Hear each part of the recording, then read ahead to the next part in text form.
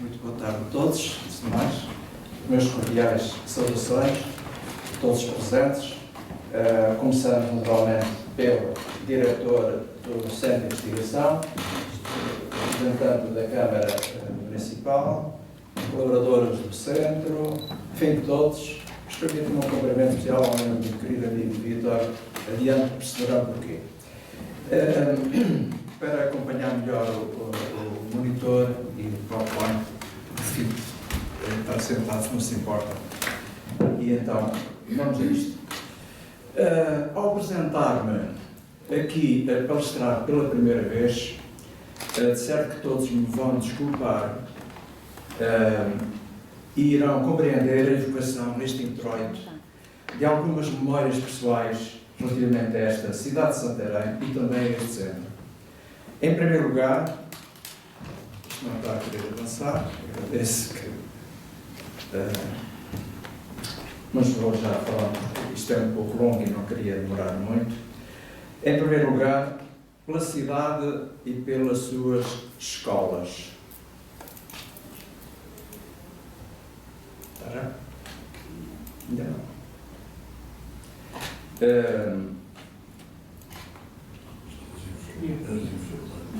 Agora sim.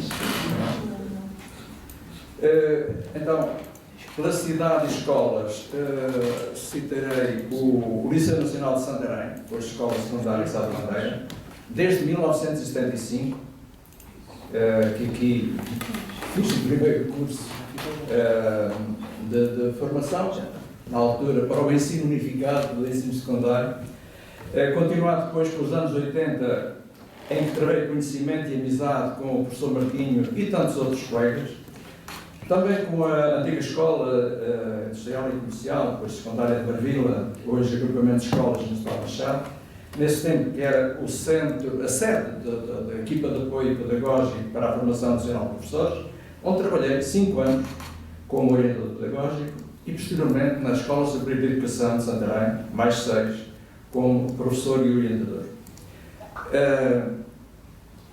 Portanto, um pouco das memórias pela cidade, pelo seu património e equipamento cultural riquíssimo, que tantas e tantas vezes, anos a fio, fruí com prazer e proveito, igrejas, museus, a Biblioteca Municipal, Anselmo Branco Freire, o Arquivo Distrital, etc. Isto para além do relacionamento com as mais diversas instituições e personalidades do meio cultural escravitano. Pois, pelo contacto pessoal com o nosso saudoso professor Joaquim Serrão, sobretudo a sua residência ao Salmeirim, onde tantas e tantas vezes me recebeu e de que guardo as mais gratas recordações.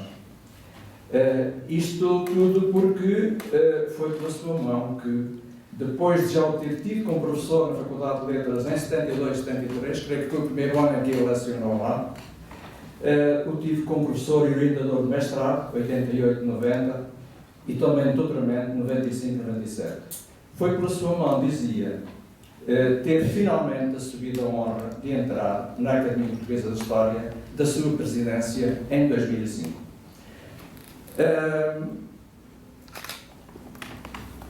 Aqui uma foto minha com ele na apresentação do meu primeiro livro, que foi prefaciado por ele, a apresentação em Santarém. Foi um dia especial que esteve em minha casa e enfim, pronto. É uma recordação fantástica deste grande professor. E já agora a seguir também uma recordação. Eu tenho porventura dezenas de cartas dele que guardo tanto com grande afeição e onde tem sempre uma palavra de estímulo, de louvor para continuar sempre mais. De maneira que é apenas para lembrar a letra dele fantástica e inconfundível e bonita. Aqui era uma letra já mais espessa, mas eu conheço letras anteriores que é uma letra bonita mesmo, caligrafia espetacular. Portanto, dizia eu, pela professora e ainda, em quarto lugar, pela inauguração deste centro. que tive o privilégio de assistir com o descerramento da bela peça escultórica em relação ao professor, estando ele já bastante debilitado, mas em que ainda tive o prazer de com ele dialogar e até de o amparar por alguns instantes, uma vez que já tinha dificuldade em se mover, e finalmente ainda, pela última vez que estive com ele, na residência de Volta dos Reis, em que fez questão de tomar comigo um chá, que ele quis particularmente oferecer. Bom, posto isto, vamos então ao tema. Porquê a escolha deste tema? Foi sob a superior orientação do tutelar deste centro que, a 7 de maio de 91, me coube defender na Faculdade de Lisboa uma tese de mestrado sobre o personagem epígrafe, figura notável do seu tempo e uma das maiores da expansão portuguesa. Tese essa que intitulamos O Fundador do Estado Português da Índia, Dom Francisco de Almeida, Sua Vida e Atuação à Luz da Moderna História. Devo dizer que o título foi sugerido pelo professor. Este trabalho foi depois publicado pela Imprensa Nacional Casa de Moeda e Comissão Nacional para as Comemorações dos Descobrimentos em 96 e também, mais uma vez, com o prefácio do professor. Esta é já uma obra da comemoração da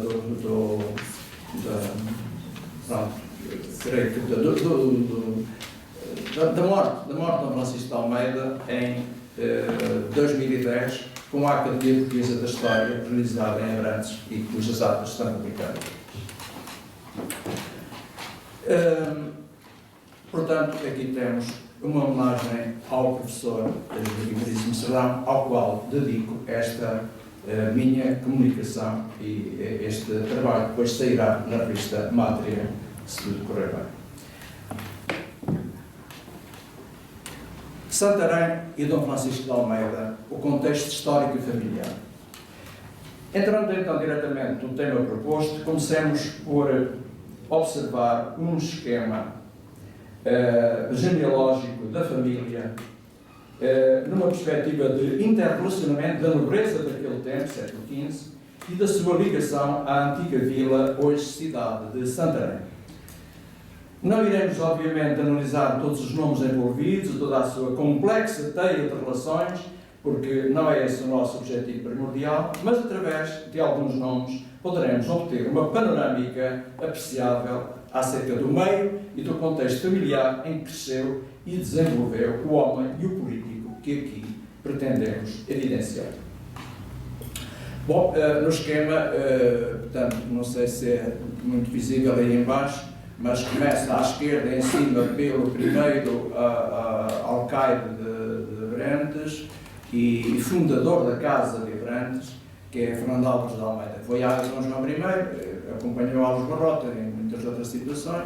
Depois, o filho dele, Diogo Fernandes de Almeida, que é o sucessor na casa. Depois, para baixo, Lobo de Almeida, portanto, neto do primeiro, filho do segundo. A sua mulher, Dona Brites da Silva, e depois a geração, que iremos falar mais longamente. O primeiro filho e conde de Abrantes, Dom João de Almeida, Dom Diogo Fernandes, enfim, Dom Francisco é o quarto, e por aí fora são muitos os filhos e todos eles ilustres, como veremos já de seguida. Comecemos então pelo avô de Dom Francisco. Aquela geração de gentes que proveio da crise de 1383-85 e que, portanto, vai dar, digamos, também aqui, digamos, nesta família, uma ínclita geração, conforme Virginia Rao um dia disse. Começamos então pelo avô de Dom Francisco, Diogo Fernandes de Almeida. Este senhor participa, portanto, já estava na corte em 1408, era ai, depois serve na casa do príncipe Dom Duarte, participa na tomada de Ceuta em 1415, onde é armado católico pelo infante Henrique, é vereador dos reis de Dom Duarte e Dom Afonso V. Aliás, isto é uma geração de vereadores, portanto, não é só o Dom Diogo, o Dom Diogo, desculpem, Diogo Fernandes Almeida, porque ainda o Dom só virá quando é conde, o filho, quando o filho por conta é que passa à família a utilizar o Dom. Portanto, o filho Lobo de Almeida, que ali aparece, 416, à volta disso, cerca de 1586, morre, é o primeiro conde de Abrantes, e depois os filhos por aí fora. Portanto, são, como disse, todos eles vereadores da Fazenda, mas acompanham o rei frequentemente na corte e, portanto, estando muitas vezes em Santarém, aqui esteve também com certeza. Torna-se morador em Santarém, exatamente por isso, e onde tem património e casa própria, exatamente naquela que era a praça principal da cidade, da vila, da altura, o Largo de Maria. Aqui o túmulo, com as suas insígnias, digamos assim, o brasão dos Almeidas, famoso por 6 pesantes, que aparece sempre. É curioso este pormenor do túmulo, porque parece ser uma interpretação da sua participação em Ceuta, que são barricas que existiriam nos navios para servir de explosivos para os adversários. Dom Lobo de Almeida, então o filho de Diogo, é o primeiro a utilizar o título de Dom. É igualmente vereador da Fazenda, como já disse, do Conselho do Rei. Em 1447 estava em Santarém com o rei e com o pai em casa deste, portanto, ali no Largo de Marvila. Foi também mordomo-mor, contador-mor, chanceler, escrivão da puridade, conselheiro, embaixador. São famosas as cartas dele de Itália como embaixador e feito conde de Abrantes em 1407.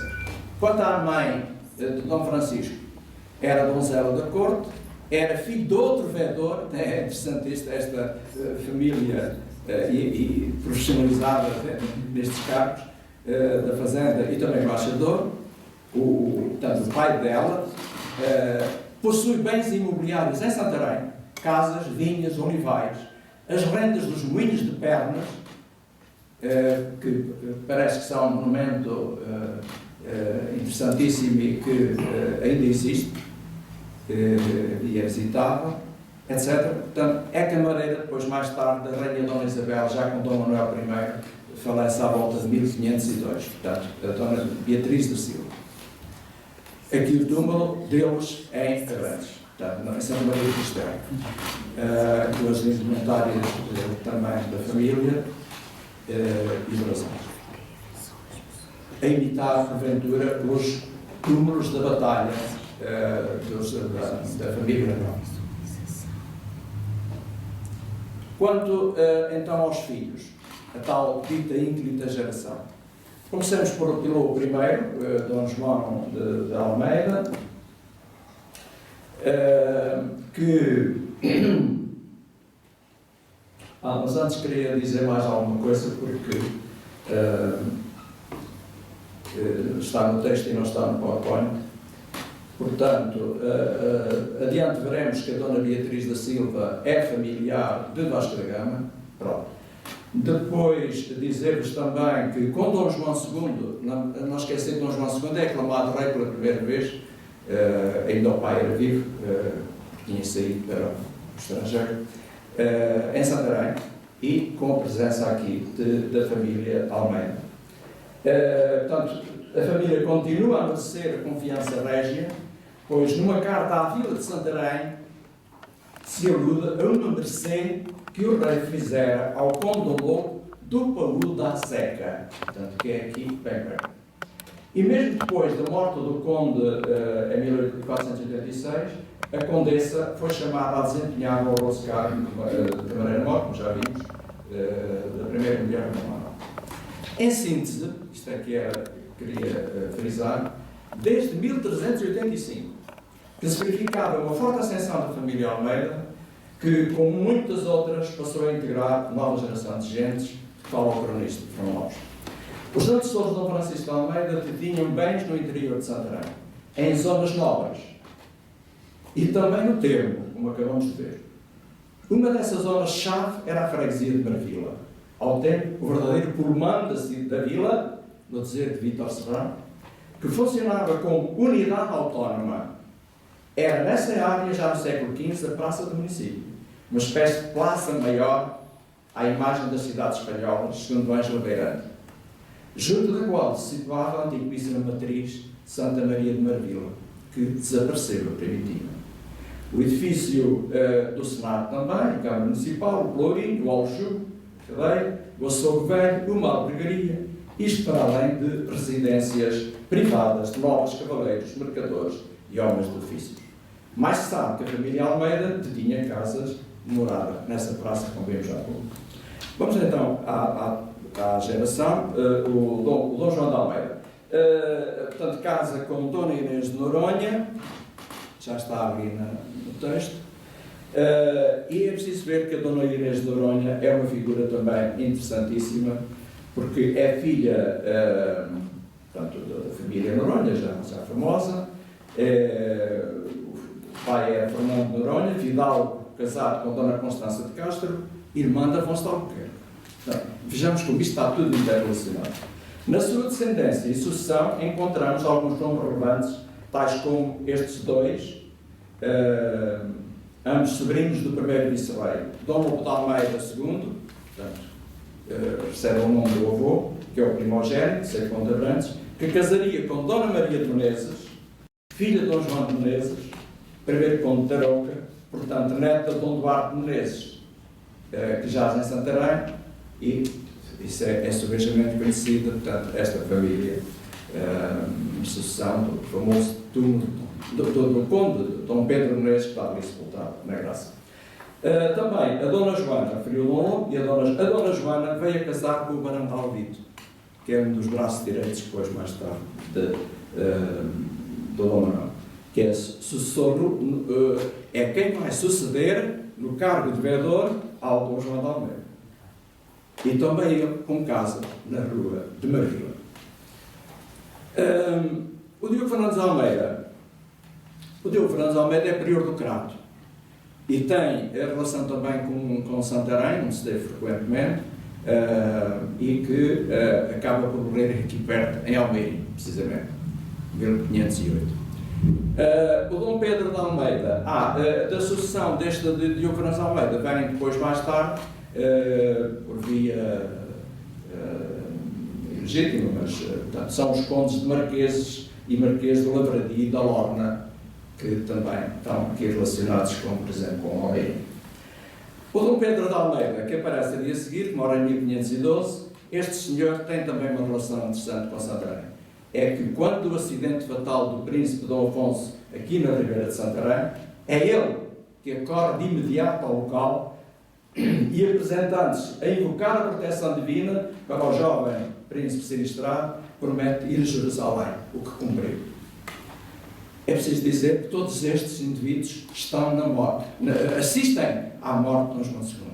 Imaginem a relação que a família tinha com estes cenários, sobretudo com Dom João II. E são embaixadores do Dom João II a Roma, onde é congeminado primeiramente o Tratado de Tordesilhas.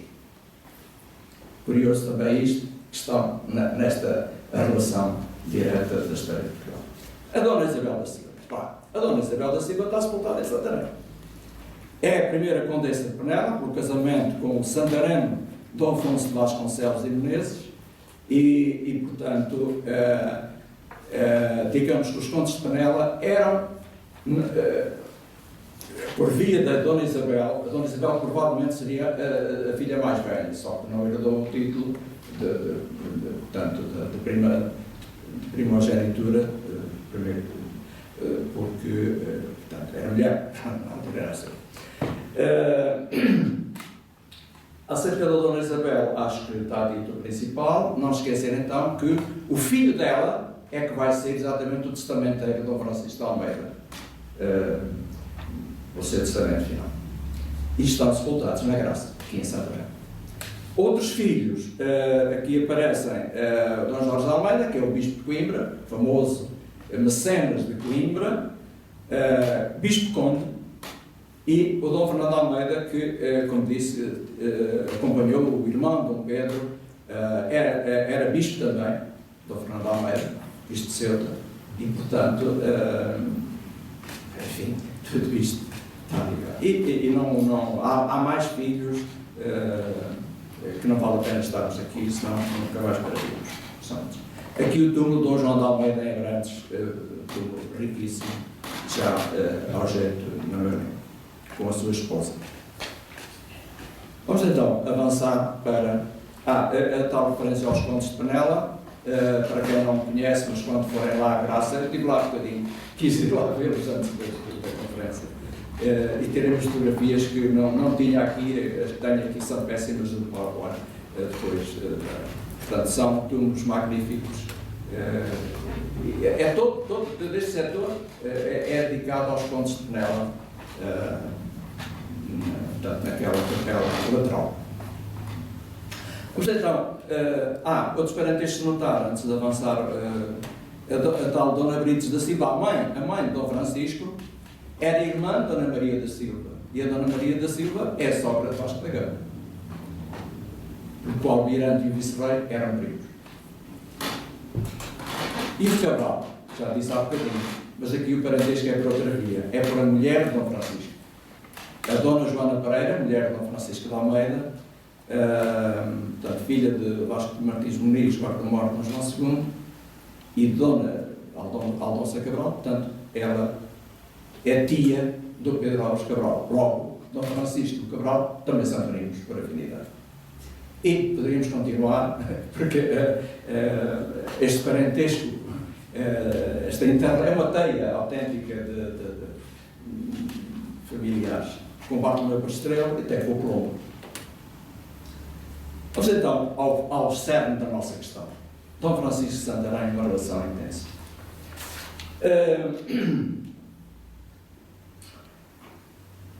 Admitimos já esta relação com Santarém numa publicação anterior, que apontava Lisboa como berço de Dom Francisco de Almeida, mas sem qualquer suporte regional. Abrantes, sede da Alcadaria e Panteão dos Almeidas, diga-se de passagem que foi recentemente requalificado, está muito bonito. Também a vila onde a mãe de Dona Brites passava largas temporadas, pode ser uma hipótese. Mas, face às andanças dos avós e pais, no acompanhamento da corte e com casas em Santarém, poderemos descartar Santarém como berço de Dom Francisco? Esta, então, vila reúne efetivamente fortes argumentos. O facto do pai e os avós, portanto, por serem em casa, e a circunstância do próprio Dom Francisco aqui dispor de morada, talvez junto dos pais, ou a mesma, nas proximidades da Igreja de Maravilha, e ainda a particularidade de ter sido, dos 3 potenciais locais de nascimento, o único a ser lembrado no seu testamento. Leva-nos a admitir, portanto, a possibilidade de ele ter nascido aqui. Francamente, havia de ter uma ligação muito estreita e um grande afeto a Santarém para, da Índia, tão distante, e a pensar na hipotética iminência da morte em viagem, preocupar-se tanto com o futuro dela, como vamos ver de seguida. Relativamente aos filhos, como sabemos, Dom Lourenço morre na Índia, num desastre naval de Charu. Resta-nos falar da filha, Dona Leonor. E a Dona Leonor de Almeida, quem é? Casa, em segundas núpcias, vamos ignorar o primeiro, não tem grande interesse por aqui, com o primeiro conde de Tentuba, Dom Rodrigo de Melo, portanto, que é filho de Dom Álvaro de Bragança, portanto, neto do primeiro Duque de Bragança. Dom João I, está na linha de Dom João I. Portanto, é família real, de sangue real. Passava depois a ser Marquês de Ferreira, tronco, de onde mais tarde veio o Ducado de Cadaval. Detinha a família propriedades na vila e arredores. Família, portanto, da filha de Dona Leonor. O casal instituiu posteriormente uma morgadia chamada Vitoreiras, no termo de Santarém, a que ficaram no distrito das várias fazendas na mesma área concelhia, caso de Pernas, também lhes pertencia, bem como noutros territórios de proximidade, Almeirim, Cartaxo, Azinhaga e Corungueiro.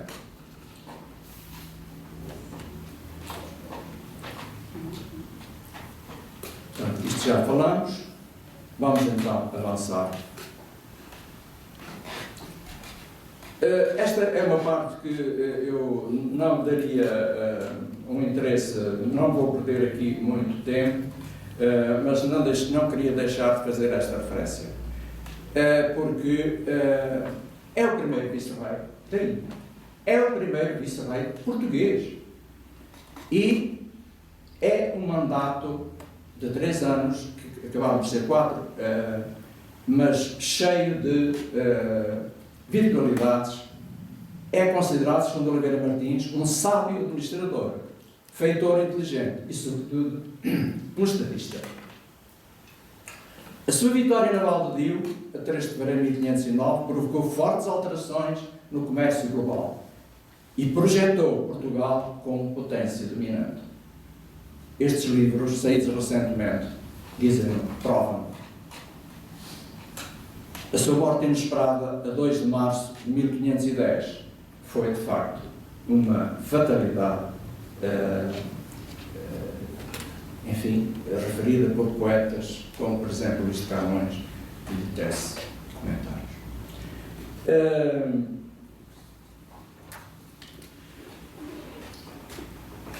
Eu leio, por exemplo, o Fernão Lopes de Castanheda, que é de Santarém, natural de Santarém, e que as páginas que dedica, enfim, o problema da vinda da Índia e a morte dele, que é espantoso.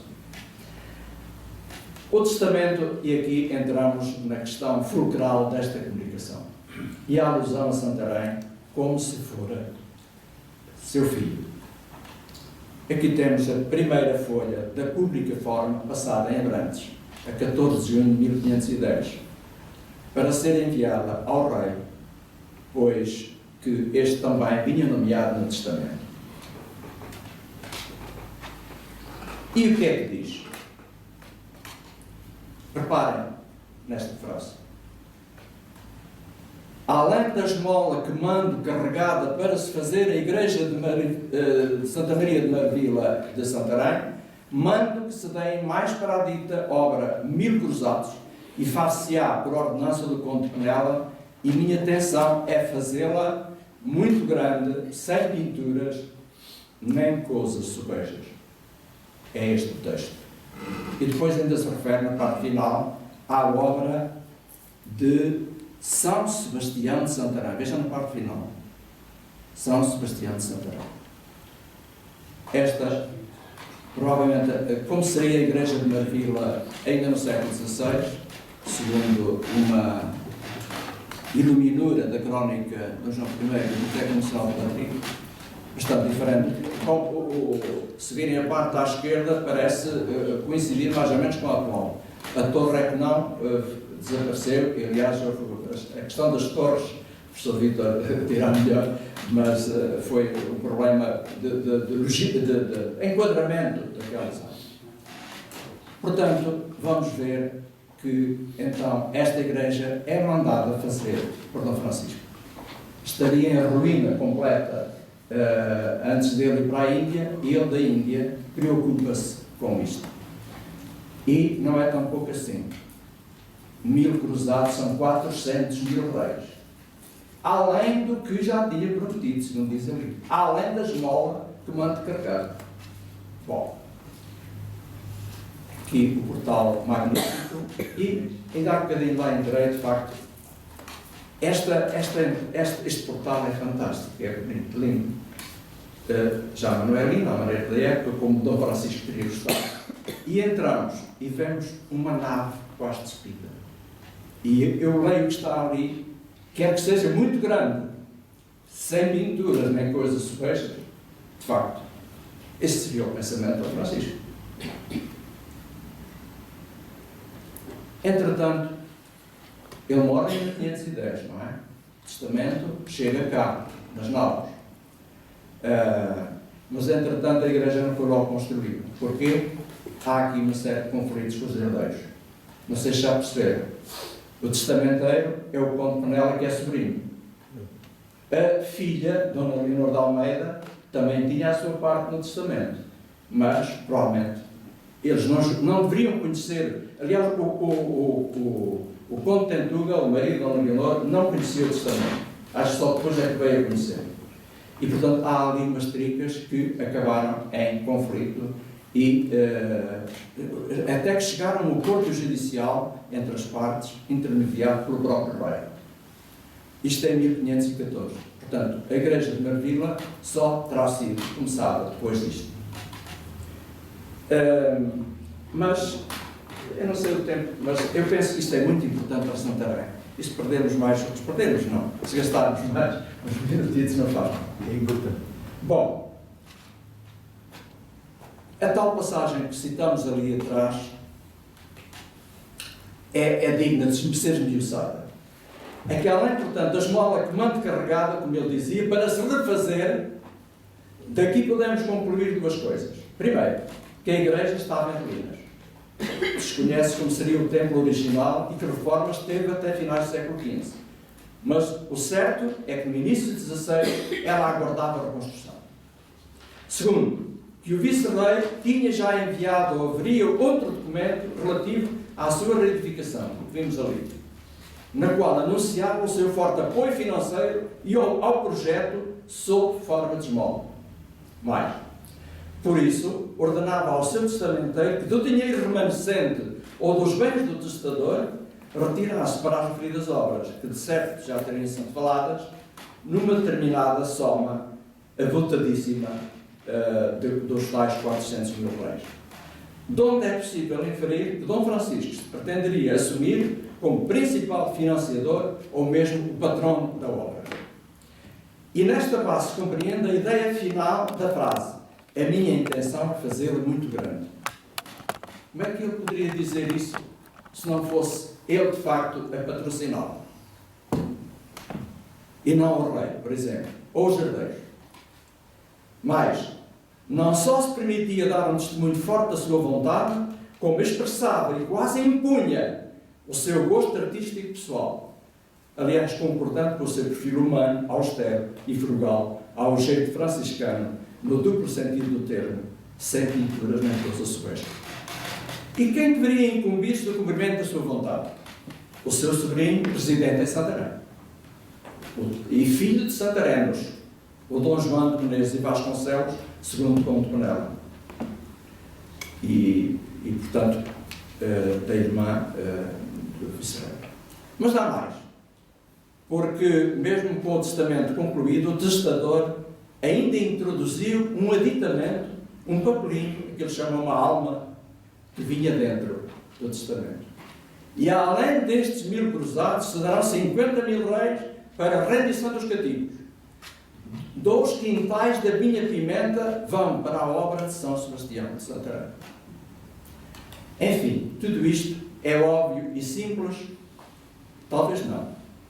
Repare-se que o documento é uma cópia de 1514, ou seja, 4 anos depois da morte do testador, embora não esteja em causa a sua autenticidade. O que teria acontecido, entretanto, parece que logo na primeira fase da aplicação do testamento surgiram sérias dúvidas. Portanto, já vamos aqui ao acordo. Portanto, entre a Dona Leonor e o primo, o Conde de Penela. Pelo que terá o Conde de Penela, terá executado as disposições do tio, Dom Francisco, com alguma dificuldade face às diferenças surgidas. Mas então, vamos então ao tal acordo. Diz o acordo judicial, de 1514.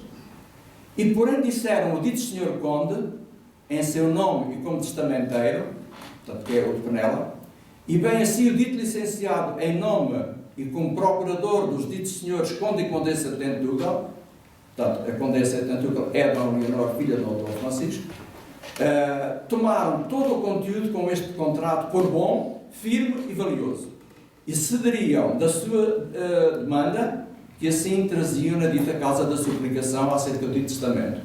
Depois, e que a avaliação da fazenda de Raiz de Santarém, que foi fazenda anterior fazenda anterior, eles senhores, havia dúvida, se tornaria, isto aqui é um bocadinho que esta parte confusa, a deram por boa, isso é que interessa, e querem por ela estar e segundo, que é feito se façam as partilhas, e que na dita dúvida se não vale mais. E os 2/3 das esmolas que o dito Senhor de Ponte Tentugal houve da Casa de Índia, os torna à Igreja de Marvila de Santarém, porque tinha recebido indevidamente